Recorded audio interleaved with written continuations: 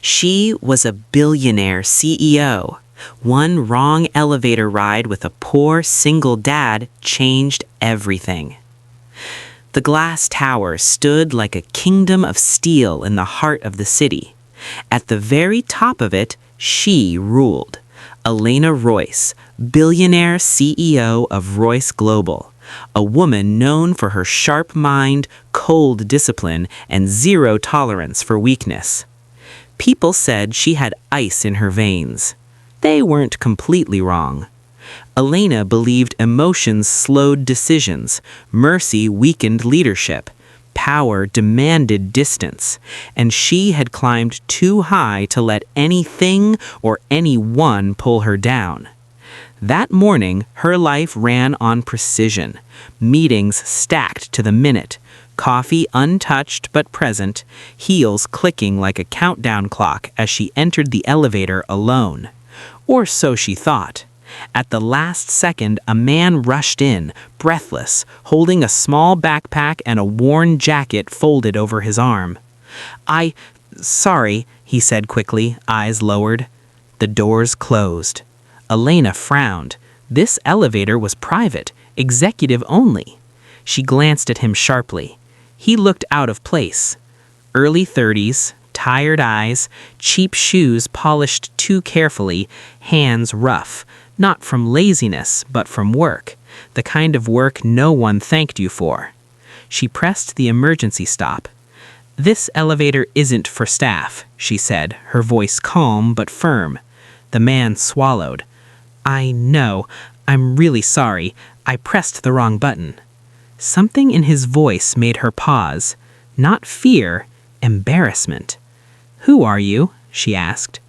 "My name is Daniel. I'm here for a janitorial interview. I got the time wrong. I was trying to find the HR floor." Janitorial. Elena had already decided to dismiss him. Then she looked at his face again. Her breath caught. The world tilted. For a split second, the steel walls vanished, replaced by a rainy night, flashing red lights, and a man bleeding on cold pavement. The face was older now, tired, but unmistakable. Her hand tightened around her phone. "You," she whispered. Daniel looked up, confused. "Ma'am?" The elevator felt suddenly too small. "You saved someone years ago," she said slowly, "on Harbor Bridge, a car crash." Daniel's eyes widened.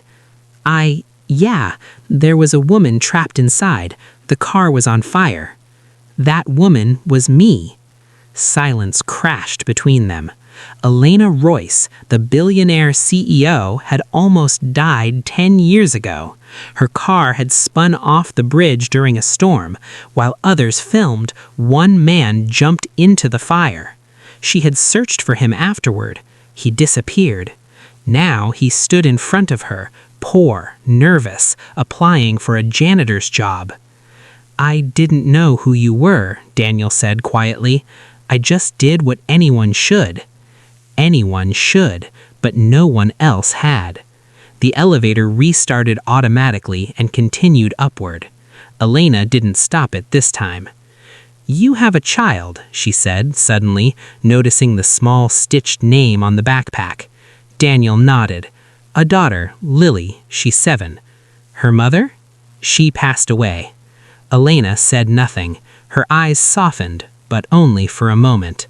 When the elevator doors opened at the executive floor, Daniel stepped back. "I'm really sorry for wasting your time, Miss..." "Elena?" she said. "Come with me." His eyes widened. "Ma'am?" "Now." People stared as the CEO walked through the office with a janitor beside her. Whispers followed them like shadows. Inside her office, Elena closed the door. "You saved my life," she said plainly. "Why are you struggling?" Daniel hesitated. "Because gratitude doesn't pay rent, and pride doesn't feed a child." The words hit harder than any accusation. Elena turned toward the window. The city lay beneath her, everything she owned, everything she controlled. And yet, she had never built a life like his.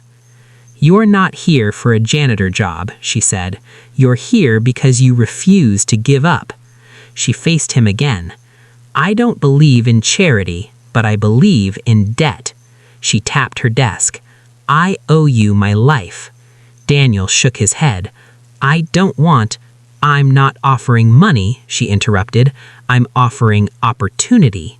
She offered him a job, not as a cleaner, but as a facilities operations supervisor, with training, salary, and benefits. Daniel stared at her like she'd spoken another language. "I haven't even finished college," he said. Elena smiled faintly. "Neither did I." Weeks passed.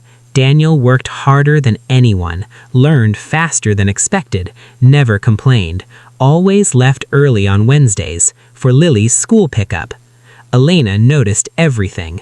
For the first time in years, she stayed late, not to work, but to watch a man rebuild his life brick by brick.